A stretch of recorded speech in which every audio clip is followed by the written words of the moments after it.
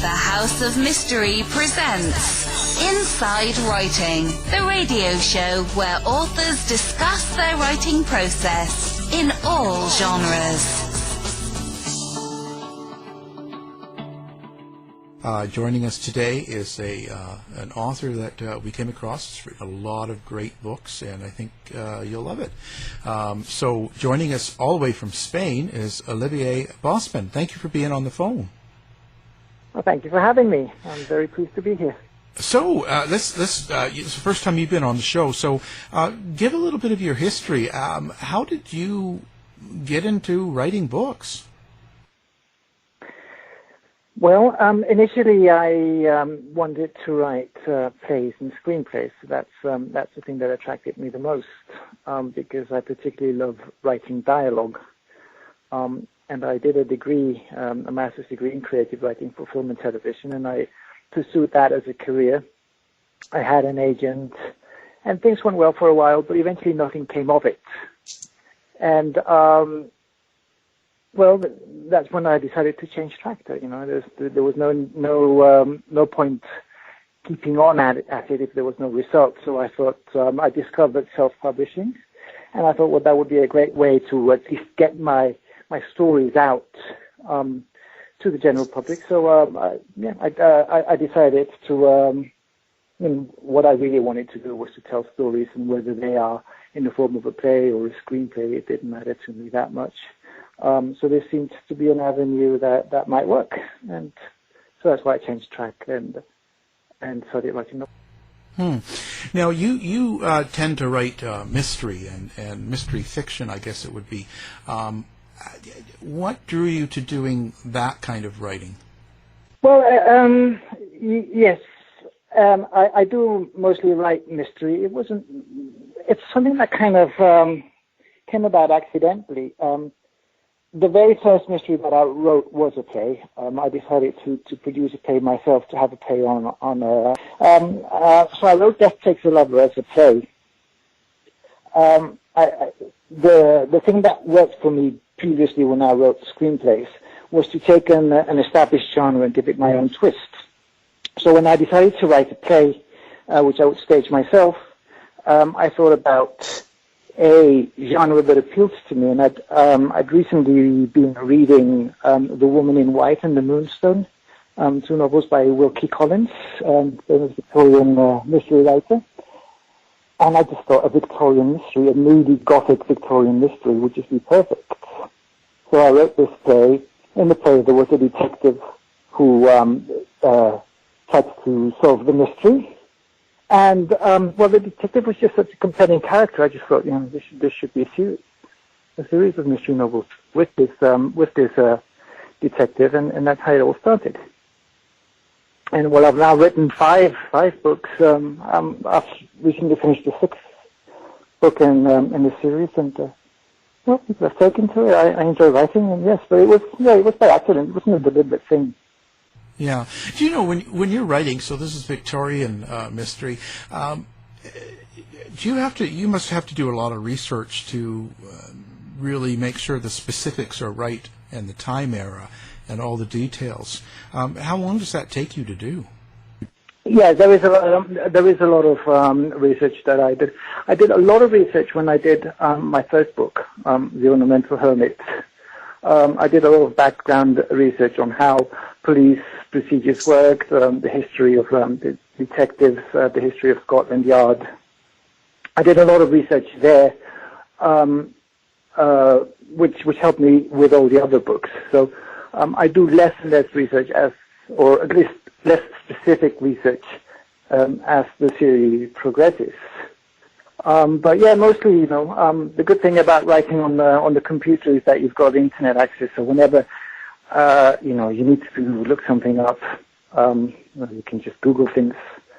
But yeah, there's a lot of constant research. I mean, usually I read one or two or three books before I even start writing the particular story that I want to write, just to get some ideas.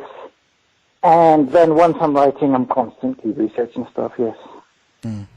Now, on this series that you're doing that starts with the Ornamental Hermit, now this is about a detective Sergeant John. Now, and it's 1890, and it looks like he's got struggles in his own life, and morphine addiction. That's right. So, how did you create that character? Like, what do you draw from in order to create a person that's like this detective and he's morphine and all that? How do you get all the components, and where do you draw it from? Right, so it all started with the play that I mentioned, Death Takes a Lover. The play is about an event that happened in an isolated house in the Yorkshire Moors, and the detective is sent there to find out exactly what happened. And so the play revolves around the detective interviewing the members of the household, the servants and the family of the household, and try to get to the bottom of what happened. But the detective had to have something going on himself. Otherwise, it would have been too boring. So I tried to think of some kind of struggle, some kind of internal struggle that he dealt with. And as the main theme of that play was sexual repression, I felt, this had to be a detective who was himself sexually repressed. So I came up with the idea of making him a homosexual detective, but who was not comfortable with his sexuality and who tried to suppress his sexuality and then used morphine to suppress his sexuality. And that's where all these demons of this detective evolved. And that's what makes the detective so interesting and compelling to read about. And so as the series progresses, he slowly starts getting more comfortable with his own sexuality and, with his struggles with morphine addiction. And I guess what readers enjoy about this series is to find out how this particular detective evolves gradually as the books progress. Do you know people that personally that have some of these issues, like with the morphine, or they're hiding their sexuality, and do you draw from them, or is this just all it happens in your mind, imagination? Well, no. I mean, inevitably, when you're writing a character like that, a lot of my own personality does go into the character. I mean, he's a very complex character. I am not a morphine addict. I don't know anything really about morphine addiction. I've had to research that. But, I am gay, and I have also had struggles. Well, not exactly struggles, but, there's been, I guess most gay people would say that there have been periods where they were uncomfortable with their sexuality. So I've got that to draw on. But yeah, I mean, it's not just those issues that make this character complex. He's also very stubborn. He's also a bit introverted. He feels alienated because he feels like he doesn't really belong in the country that he lives, because he grew up in a different country and he doesn't really know where to fit in. And these are all just the issues that I have, that I give to this character. Right. So, you've traveled around. Well, you've traveled around a lot. Yeah. Yes, correct. What makes you bounce around so much, just out of curiosity? I don't know. I guess it's some kind of restlessness. It's just a desire to start all over again. Move to a different country, have a different circle of friends, a different job, a different environment. But I think it's probably in my genes, because I've inherited this from my mother and my grandmother, who both liked to move houses, or at least rearrange the furniture in their own house to make it to give their life a new kickstart. It's just some kind of innate restlessness that I have. Yeah. Well, that certainly can add to the writing, right? The books and stuff. So that's absolutely, yes. It's a good thing. Now, how do you ever decide, like when you're doing these series of books, like for instance this one, is there an end to it, or do you keep coming back to it? How do you shape that? Well, of course, I don't know. I'll keep on writing so long as I'm still interested by, so long as the character still interests me. I'll keep writing these books, so I don't have a particular number in mind. I do write other books in between. just because, just to take a break. But, well, so far, I'm still interested. I'll continue writing this series, but I don't have an ending in mind, no.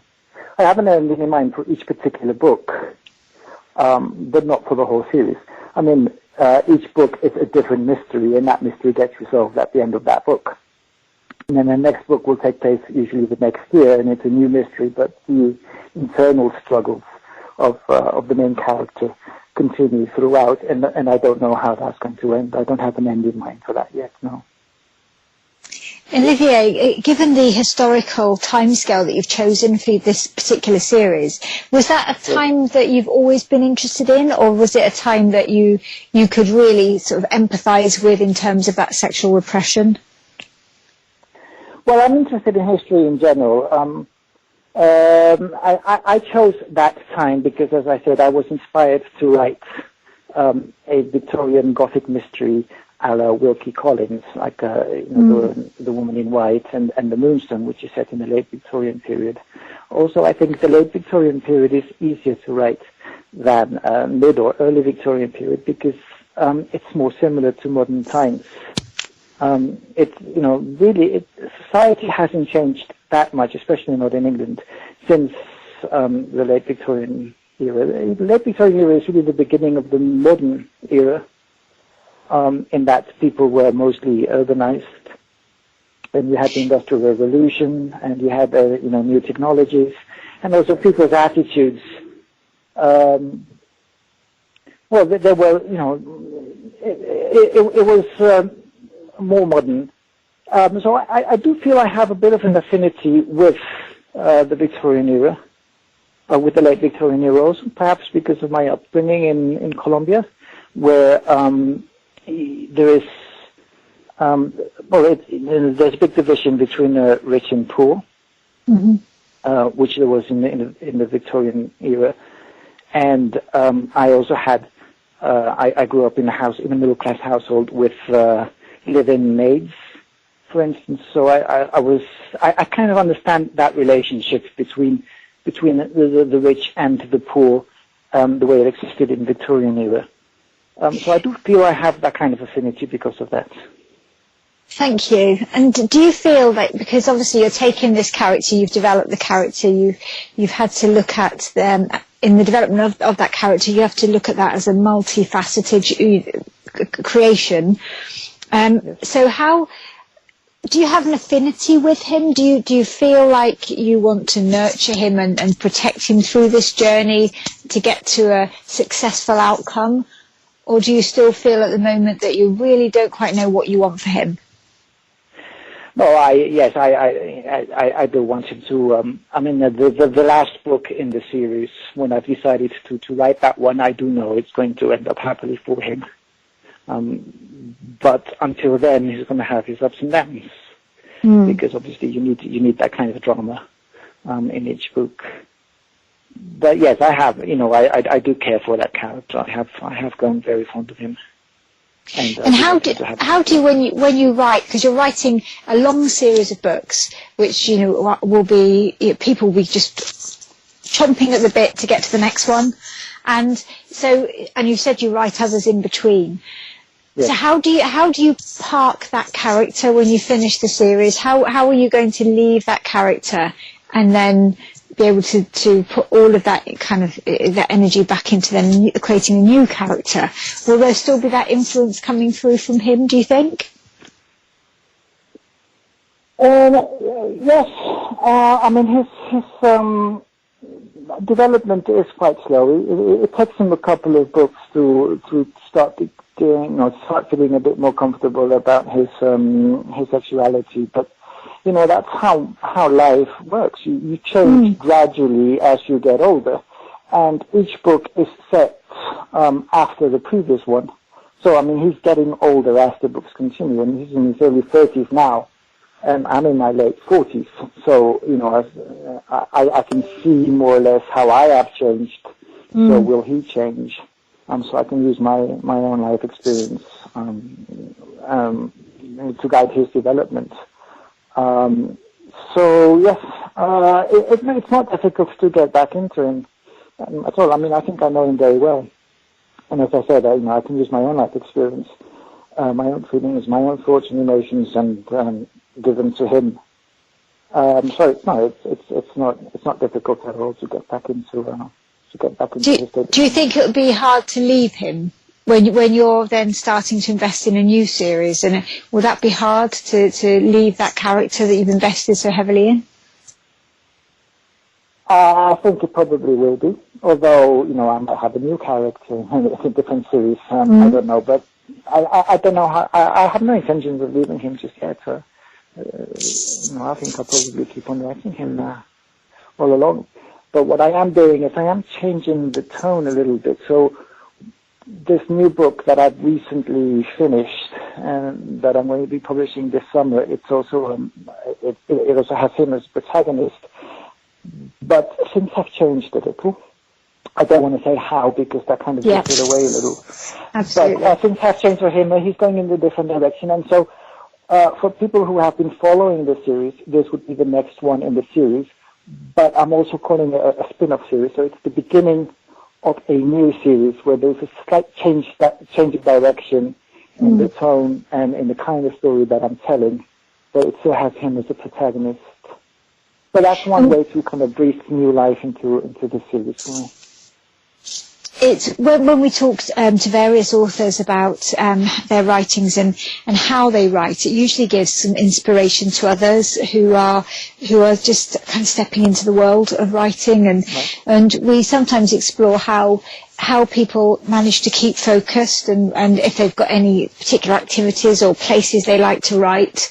And we were doing that on interviews yesterday. Is that something that you need to do? Do you need to go somewhere else to write? Do you write at home? Is there any particular environment that you flourish better in? I write at home. Because as I said, I do a lot of research while I write. It's just suddenly an idea occurs to me while I'm writing, and I feel like, I need to find out a bit more about that. So it's useful to have the internet there for me to look into it. But sometimes I feel like I don't want to write at the computer. It's too distracting. Sometimes I just take a pen and paper and I go somewhere else. I go out into the patio, or I sit in my windowsill, or I'd go to a restaurant or a cafe and sit at a table and just write on pen and paper. And sometimes I just get more writing done that way. Sometimes the computer and researching things is just too distracting. It just takes me away from my work. We were laughing and making fun yesterday in an interview of Al, because Al, when he comes to finish a book, he goes away and stays in a hotel to finish it. And we believe this is just an excuse, and many authors don't act in that way. And you're kind of just proving my point, really, that Al just goes off for a jolly in a hotel. Oh, yeah, it's a holiday. It's a holiday, you know. Well, it's a way to celebrate as well, isn't it? Yeah. Well, I just can't do the work at home. There's too much going on with dogs and all the stuff going on at home. So I find it very difficult to stay focused on what I'm doing. Right. Yes. So and it's a bit of I don't know. I do understand that, because sometimes when I can't focus, I just pick up. As I said, I take a pen and paper and I just go somewhere else. And also, I find I can do better work when I am on holiday. There's a lot of waiting around in airports and stuff like that. I just pick up my paper and I do some writing, and I often get more writing done that way. And the change of scenery also does help. So I always take some writing with me when I am going on holiday, and I do find that it does help to just have a change of view, change of scenery, change of feel. You're being far too kind to Al here now. No, it's true. It's true. There's a whole change of atmosphere. Like you're in a place with a lot of people you don't know. You're going about your life in a different atmosphere. Absolutely, I understand that. Yes. It's a luxury, though. It's a luxury, but is quite a diva, Olivier.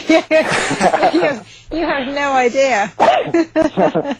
No, it's actually, but I can see some sense in it. That is. Yeah. Well, it works for me. That's when I get most of my my done, right? I mean, hey. So speaking of that too, do you have like with this COVID-19 and the whole atmosphere of the world right now? I know that with some writers, they're saying that it's dark and they can't write, and then others are doing fine. Has it affect you in your writing? Does it make you maybe have a little more dark feelings when you write, or can you write at all? Well, no, it hasn't really affected me with regards to the feeling.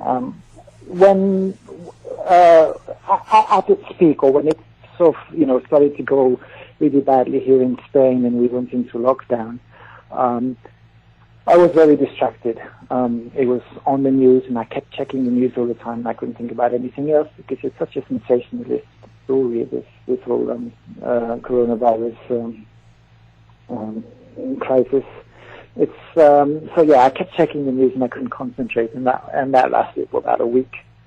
But then I just decided, right, I need to get on with my work, so I just stopped watching the news. Just don't watch it, or watch it only once or twice, in the morning and in the evening. But I don't need to be kept up to date every 5 minutes. And well, we're a few months on now from when we first started the lockdown, so I've kind of gotten used to it now. So it's less sensationalistic now. Yeah. So and apart from that, I work from home anyway. I teach English online from home, so it hasn't affected my life that much. I can still, throughout this whole lockdown, I was still able to take the dog out for a walk 3 times a day. So it hasn't changed my life that much. It's just the news. Just switch off the news, and then that will help cope in shape. Yeah. No, I was just wondering if it made you, if it put like a dark shadow over your feelings and maybe some worry, and that makes a difference in how you write. Yeah. I know what you mean, but no, it didn't really affect me in that way. No. Interesting. Now, so what does influence you? What do you grab on and take in, and it helps create some sort of thing in your book? Well, the great thing about writing mystery books is really that you can write about any topic, and you just need to introduce some mystery into it in the plots. Like for instance, this new book that I've just finished, the new Billings mystery. I was interested in the occult. It was a very big thing in the late Victorian era. There were a lot of esoteric societies, and the people writing esoteric books and looking for hidden meaning in the ancient texts. And there was a lot of spiritualism and hypnotism. And those kind of things that they were very big in the Victorian era. And this was something that really interested me, and I did a lot of research about that, and I built a whole story and a whole mystery around that. In a previous book is all about anarchists. Anarchism was also very big in the late Victorian era, and anarchist terrorists. And that caught my interest at the time, so I built a whole plot around that. So whatever interests me at that time, I can turn it into a mystery novel for my detectives.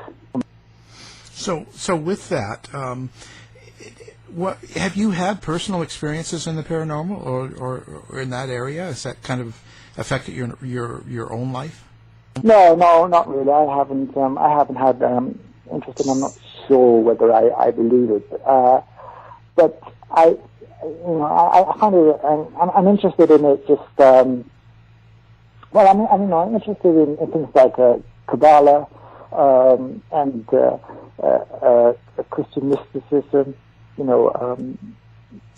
These are people who are reading the ancient texts, trying to find hidden messages as to what heaven looked like and what God's appearance is like.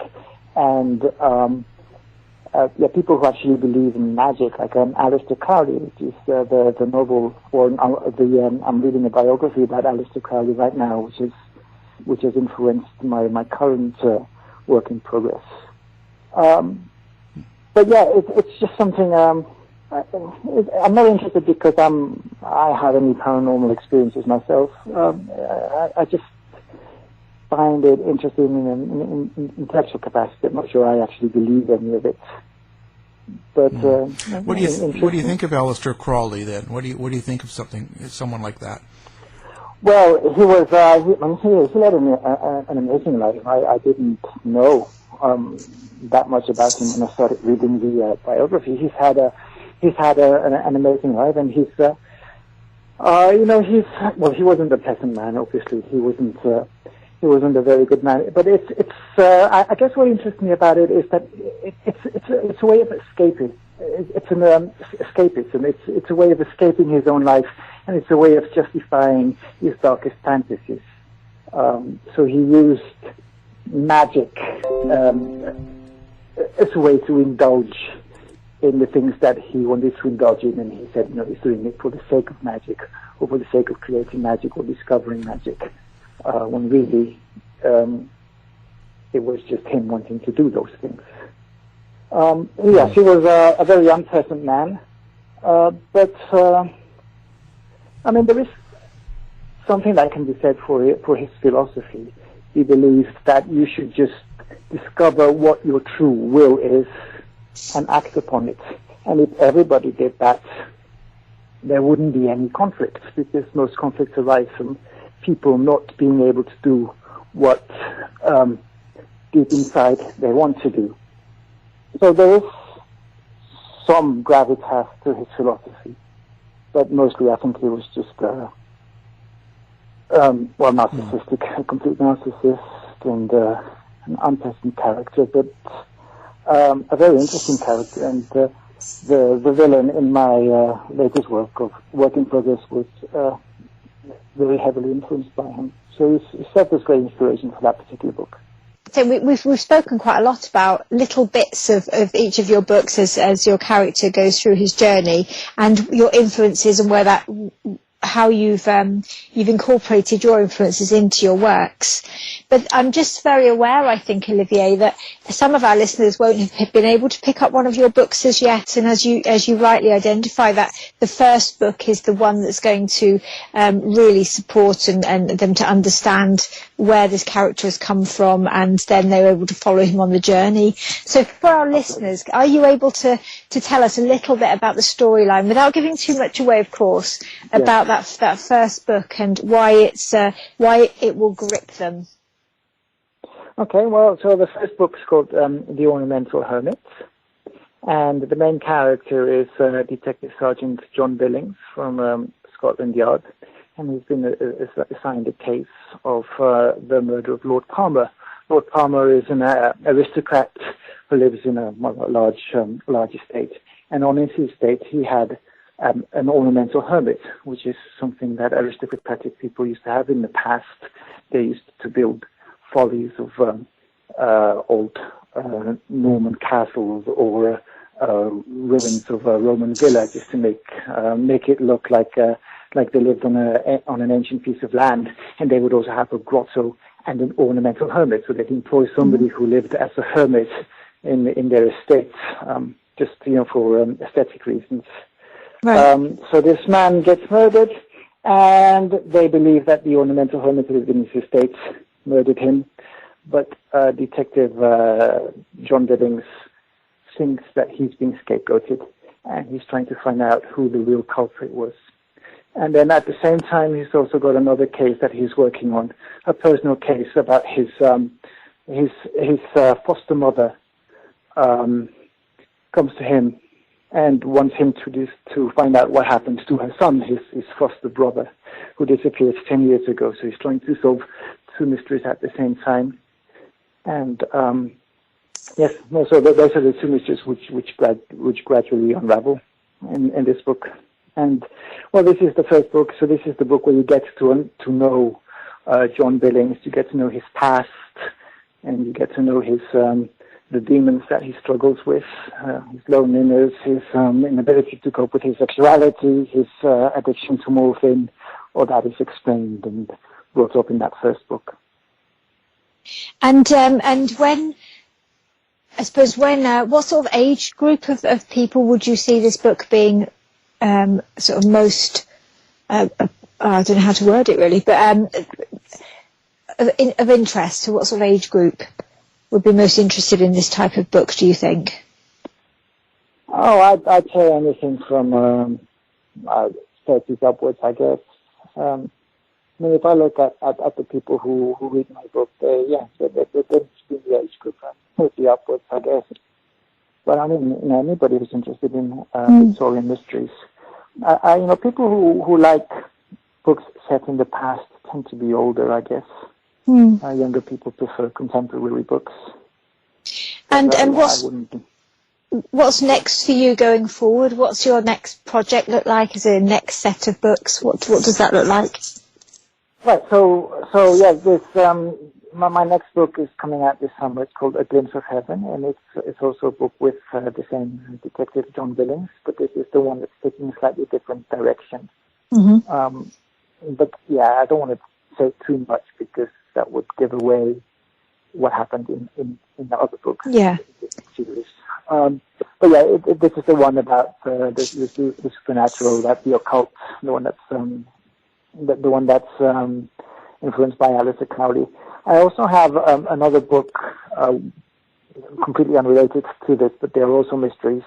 They are noir mysteries. It's an anthology of 3 noir novellas, and I'm interested in writing another series of novellas and publish another book of noir mysteries. Yes, before, I like to do things in between something different in between the different books. So I'm thinking of doing some noir. And if there was a book or a plot of a new book that you desperately would like to do but haven't quite built the confidence to do yet, what would that be about?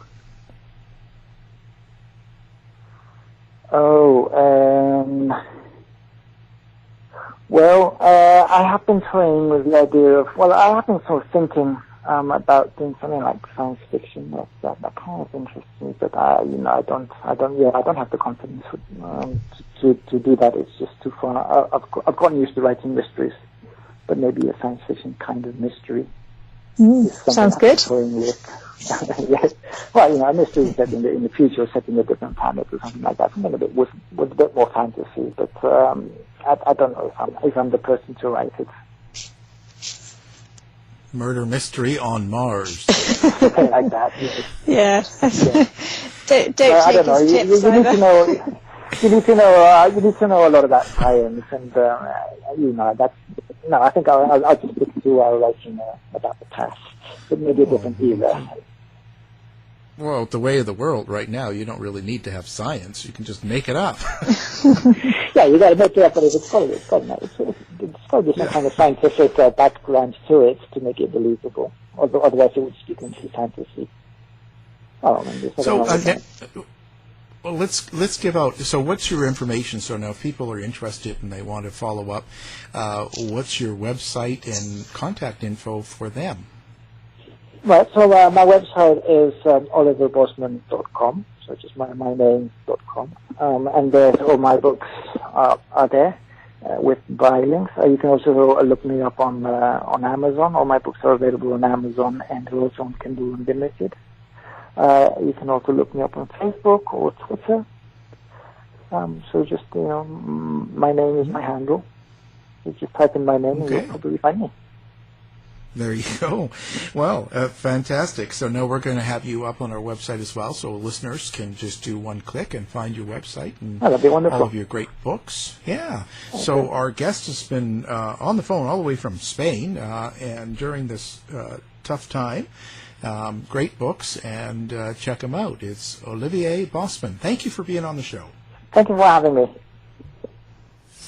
To find out more about our show, guests, or to listen to past shows from our archive, please go to www.houseofmysteryradio.com. The mission has been completed. The end! By George, he's got it! It is the end! I'll see you. If you're lying to me, I'll be back. This has been a production of Something Weird Media.